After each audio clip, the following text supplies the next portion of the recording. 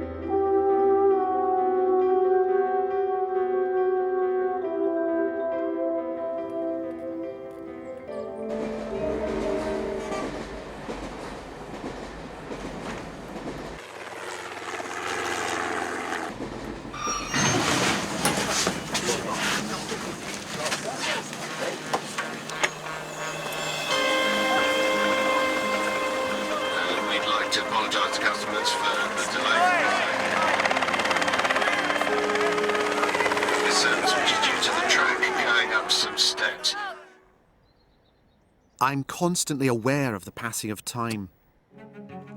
From the moment I get up, I can feel the day start to slip away. I want to pack more into it, like these go-ahead fatally ill people who've gone on a time management course for the dying. Itemise the things you want to get done in those last 3 weeks. Those of you with 2 weeks left may wish to make priority lists using the little notebooks I gave you this morning. We all have to cope with time passing. This Cockney Pearly King thinks he can cope, but he can't. His name's Danny Chivers, and he's about to find out he's been sacked because all his work can now be done by a computer. Danny went home that night and screamed into a big tub of his buttons. This children's puppeteer's learnt to change with the times. His name's Keith Midgley. I'm gonna put out your fire. And one day, when his act was dying on its fluffy arse, he discovered he could earn a fortune doing this. I need to cool down.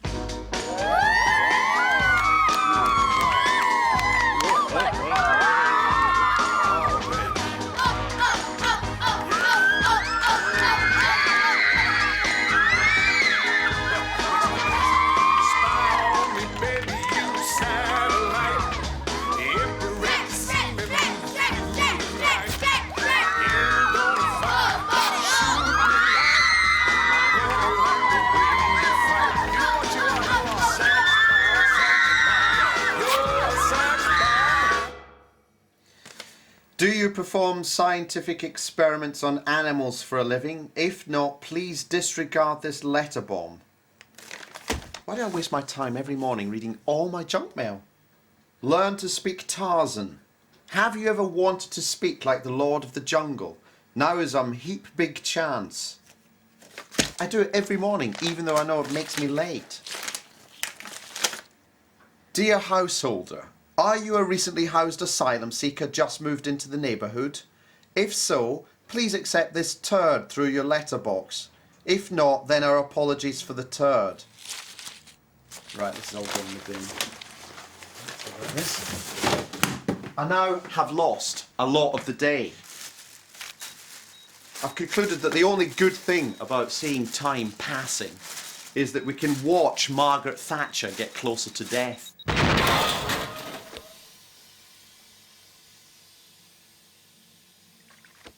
Well, this is going to take forever. There just isn't enough time to get everything done. So every night, Rupert Murdoch gets in and says, "Shite! Didn't ring China!" Or Radiohead delay the recording of a new album because they want to finish reading Harry Potter. There isn't time to stop and marvel at all the hundreds of things happening right now.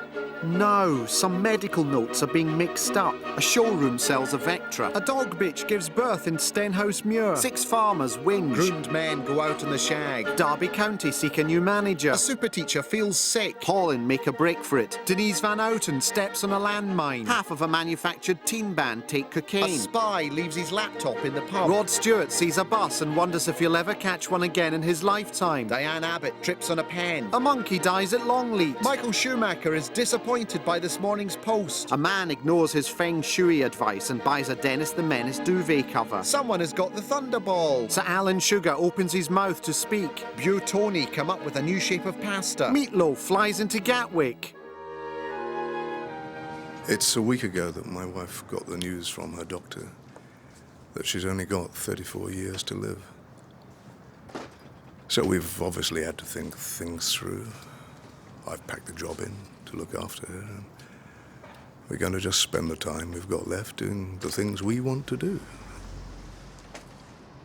So we're going off to live in Disneyland. Hello. Hello, I'm from the Sunday Observer. I gather you bought today's copy. Yes, I take the Observer. I'm not interested what you fucking take, love. I just want to know whether you've read it. Yes, I read it this morning. Well, let's have a look then, shall we? Hey? What are you doing? What's all that? Oh, look! It's the business section, looking distinctly unread. Oh, I don't read the business section. Well, perhaps you fucking should. What's going on? You haven't read any of them, have you? I mean, I've read most of them. Have you? Yeah. Oh, well, let's have a little exam then, shall we? Sit down. Tell me, what did it say in today's paper is the best region of Italy?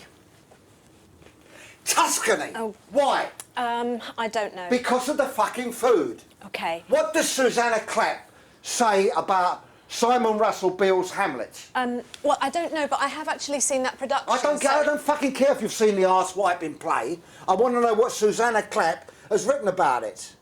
I don't know. She says Beale makes every line sing and every line his own. What does she say? He makes every line sing and every line his own. Good, good. Have you read what Germaine Greer has got to say about the art of delegation? No. Well, you fucking should, you soppy tart. Sunday is a day for getting your arms ripped out if you don't read every section of that Sunday Observer. Because if you don't, babe, I'm going to be watching you, and I don't care where you go, you can fuck off to Tibet. And I shall have men, nutters from Parkhurst, dressed in Yeti suits, up Everest, with meat cleavers, ready to chop your tarty fucking legs off. You know what I'm saying here? Right. There's the business section. There's a very interesting article about the NASDAQ. Read it. Hello, Hugh. I'm just trying to avoid being ravaged by time's withered claw. Is it the same for you, being old? Yeah. So, Hugh, I suppose life was very different in the old days. It was very different. We never had sushi. We had to improvise. So we'd go to the fish shop and say, don't bother frying it. Or my mother would make some sushi out of corned beef. And I suppose it was very exciting in the old days when some new things came along. Well, I certainly remember the first set of Star Wars films, long before Phantom Menace. And when Return of the Jedi came out, there were street parties. George V came out to see it. And we were all given a silver sixpence with a picture of Queen Victoria on one side and a picture of Jabba the Hutt on the other. Hugh smells of memories. He's stopped time by spouting his past. Oh, they were great days. We all had Gillette Contour then, but not Contour Plus. But we all knew it was just round the corner. Over here there used to be a home base. That's gone. Now they've just ruined it. I've learnt from Hugh to discover the past everywhere. Of course we had blackouts in those days, so we used to get to school wearing infrared goggles. God, it's still here. As a kid, I used to come down here every weekend to be bullied. I love it when people try and keep the past alive. This happened recently when the Emperor of Japan came on a state visit to Britain, and the mall was lined up with British ex-servicemen who'd all been Japanese prisoners of war. And they were demanding an apology from the Emperor for their mistreatment. And what they were doing was they were protesting by turning their back on him as he went past. So I suppose it was the world's first Mexican back. And the Emperor said, all right, we will apologise if you apologise for what the West did to Nagasaki. And the British said, well, we did. The very next day we called round on Nagasaki to apologise, but there was no one in, apart from one guy who tried to protest by turning his back on us, but it fell off. Ladies and gentlemen, on behalf of the city of Sheffield, I would like to welcome you all to this splendid knife attack reunion. This year, I believe, we have not only the group travelling home from the theatre who were attacked, but also, for the first time, all 4 of the gang who set upon them. And a special welcome to Alistair and Bobby, who've flown over from Australia, and who some of you may remember took part in the prison gang rape of one of the convicted attackers in the shower in 1983, was it? No, 1984 it was. 1984, I stand corrected. Don't forget, as ever, the children's creche is in the forecourt, and children, remember, the bouncy castle is made of rubber, so no knives. Darling, this is Sir Harry Watkins, one of the gentlemen who attacked me 20 years ago. Hello, I've heard so much about you. No, I didn't attack you. You didn't attack me? No, I stabbed your wife. Don't you remember? Oh. Good heaven. Yeah, I had you down on the ground, and then she came over, pulled me off, and then I turned around and I said to her, "You bitch!" You remember? I'm going to cut your face. I'm going to cut your face. That was me. And it was Tommy. Hang on a minute. It was Australia. Yeah. Yes. And you were whose rapist? We're Tommy Bannister, me Tommy. and Al, yeah. Oh, Tommy. But in Yes. prison, that was, yeah. I see, yes, so Yeah. not anymore. No, obviously not now, no. This gentleman has stabbed me. Now, this gentleman stabbed you. Harry, it was me slashed your face, you know, when you come over to try and rescue him. Did you then do a history of art degree? How did No, it wasn't me. That was Tommy. It was Tommy. He did the Open University. Now, you're the one who stabbed me in the chest, is that That's it? right. No, he stabbed you in the chest, yeah. Prostitutes made so many mistakes during the whole thing. Absolutely. No, calm down. It's only plastic. It's plastic. Sorry, I can't take her anyway. She still gets really Look. funny. There you are. It's all right, see? Hello, Tommy. Force them at me again. Made you jump there, didn't you? What happened in the shower? We're all in Pentonville together, right? We caught him in the shower. And what happened? I don't... Well, he bent over and, you know, we... I just don't like him standing close to me anymore. You know what I mean? That hand used to be my soap hand. Oh, you did really well there, mate, I'll tell you. Sausage.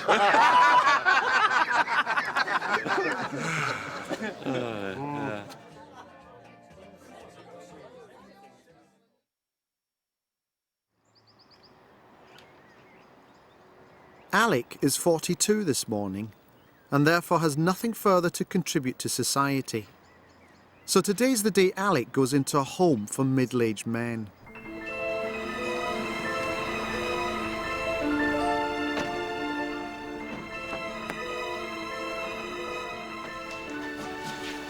Hello. Hello. A middle-aged man just pissed himself. Hello. And you are? Alec Thompson. Yes, welcome, Alec. Nice to have you with us. Now, I think we're still... yes, we are. We're still preparing a chair for you over there. That'll probably be a few hours yet. Okay. If you'd like to just come this way, because we had a slight accident earlier. Perhaps you'd like a small beer? Yes, that'd be lovely. Yes, and there's videos, newspapers, anything you like. Okay. Now, a nun will come by and give you a shave in a few minutes. Ah. And in the meantime, would you do something for me? Would you just pop in there and examine yourself down your trousers, would you? What do you mean, examine myself down my trousers? Just have a look down the front of your trousers for Well, me. for what? Just for anything out of the ordinary. It's something Well, we like do what? every day here. Lumps, distension, anything like that. Okay, right, yes. It's just something I'd like you to get into the habit of doing while you're with us. Okay, yeah. Okay? Good. From now on, more and more of what you do in your life will be a waste of time. All right? You have reared and now you are spent. You sit in a sports car, but you look like a worm on a diamond. All right? Now, what you have to adjust to is a world in which people no longer fancy you. As you go through this change, you will divest yourself of the clothing and care products that previously you found beneficial. That was when you were young, when your imagination was supple and could leap like a bird or a gibbon. The past is a distant yacht. What you haven't done now, you'll never get done. All right?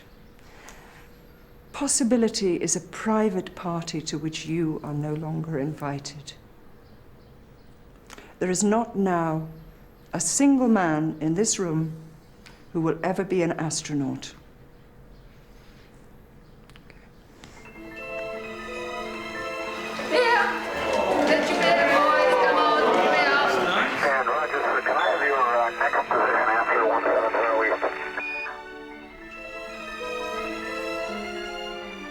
I've organised a little surprise for tonight. A concert from the ABBA tribute band. Oh, that's great.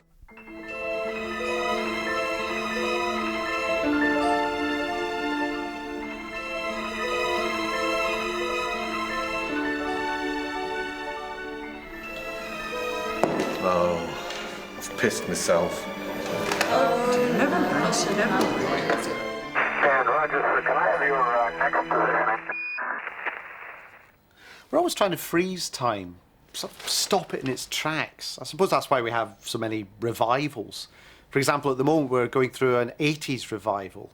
So people go clubbing dressed as the old Channel 4 logo. And every Wednesday it's Catch-a-Goo-Goo night at Westminster Abbey.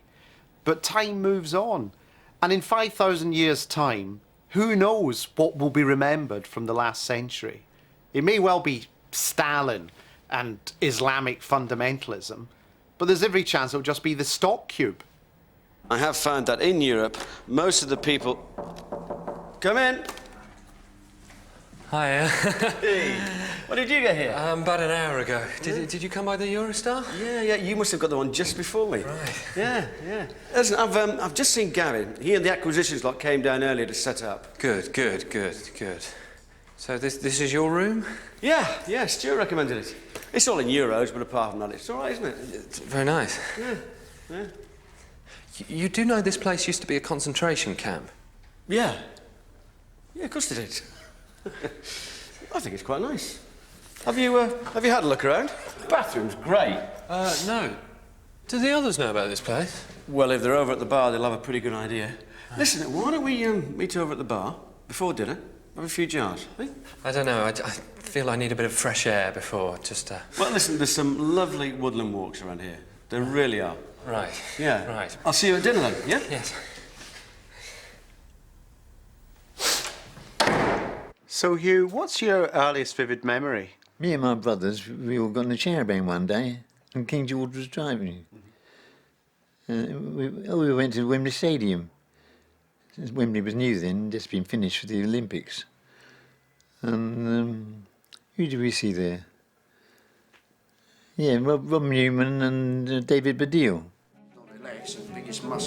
The only place where time seems to come to a standstill is at my barber's. Did I tell you, I got stabbed the other day? Really? Yeah, funnily enough, I found it quite a relaxing experience. He's interminable. What happened was, a friend of mine, he surprised me, done it for a surprise. Obviously, I lost a lot of blood and all of this, but I couldn't find it nowhere. Eventually, I found most of it in a potty, because my friend is a very considerate man, actually. Have you ever been stabbed yourself? No. No. Would you like to be stabbed? No, that's fine. I know what I want for my next birthday, I'll tell you that. You know, the top people are all having their piercings and nipples pierced and even the genitalia and all that. And really, what's the difference between that and a stabbing? One day I noticed a boy waiting next to me who looked like me when I was his age. And I suddenly remembered when I was a boy at the barber's, surrounded by big, hairy men. And I remember looking and thinking that as you got older, you became mostly hair. Above all, the big men had mad, living eyebrows of frozen fire. And these monsters would occasionally haunt me in my dreams. And I remember thinking, thank Christ, I don't have big hairy eyebrows that need cutting. On life's roller coaster, I was still at the start. I'd already ridden through the first exciting new thrills, past the first time I was stung by a wasp, past my first Genesis CD, on and on, past the first time I had to mend a door, and the first time I'm mugged. I go past the age at which I could be conscripted during a war. And then I start to see the end in sight, and I'm getting ready to be cranked up for the big drop into oblivion. And doing the cranking are the big hairy men. And then this happened. I've been on this new diet lately, and I lost loads and loads of weight. Right. You know, for example, the other day I farted 2 stone. Right. Hang about, these eyebrows could do with a little... Oh, no! Suddenly I'd run out of future. My eyebrows were uncontrollable. I was no longer young. Never again would people call me a whippersnapper, a likely lad, a young offender. Down and down I went, past my first hemorrhoid. Past the point where I could no longer read smash hits without it looking like it was written in another language. I now knew I wouldn't live long enough to see household robots. I was slipping down a box in application forms. I was going on past the age where I would be called up if a war was going extremely badly. I was now old enough to be one of those men who presents medals at the Olympic Games. Well, I can't be an adult. I'm only 37. I wanted to tell people to get off the roller coaster, especially children. Why did children want to grow old quicker and smoke and stay up late and be sarcastic? I've decided that if kids want to be more and more like adults, then I've got to stop them in an entertaining and amusing way. Say hello to Armando, the great adult. Ooh-la, what's that? It's a key for bleeding a radiator. It opens the airlock. It is something you will have to know because it's something each and every one of you is going to have to do at some point in your life or get someone in for you. Ha-la-la! What about this? We all know what this is. Fire. Now, they all say there's no smoke without fire, but neither is there any fire without one of these. A damages claim form. Zuzaza.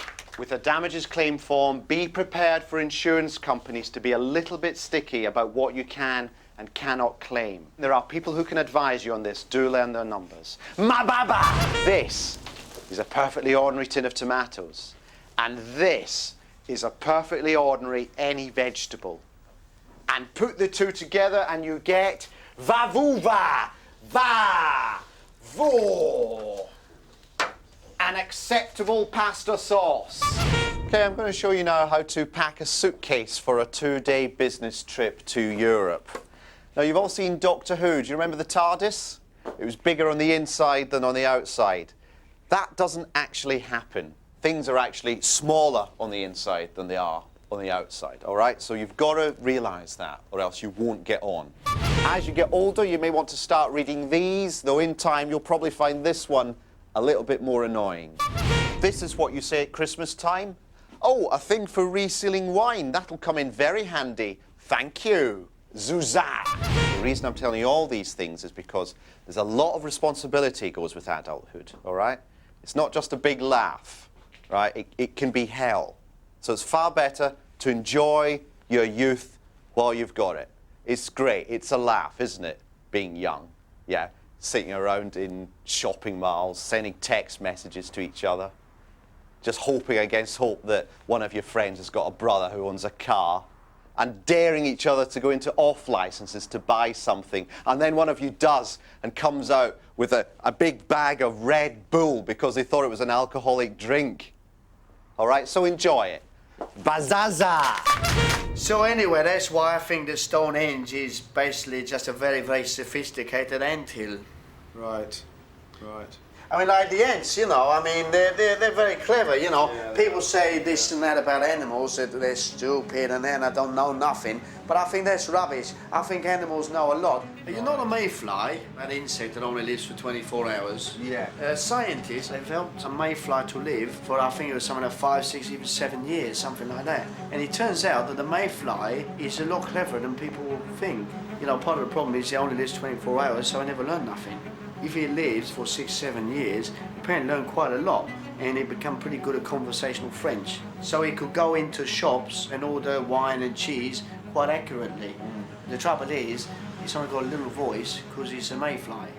And so what they had to do is they had to build a very small little amplifier so as to amplify his voice.